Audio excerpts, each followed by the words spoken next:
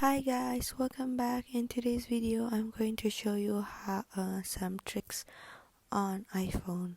So first you go to notes and then you press the marker there and then you just start drawing. So for example, I just want to add my signature and then I'm gonna write hi. And then I can just press there and then outline all of my drawings and then tap and then press copy. And then now I go to Instagram and then choose my background and then I can just tap again and press paste. And the one that I have made from notes is now on Instagram. So that's it for today. I hope this video is useful and thank you for watching.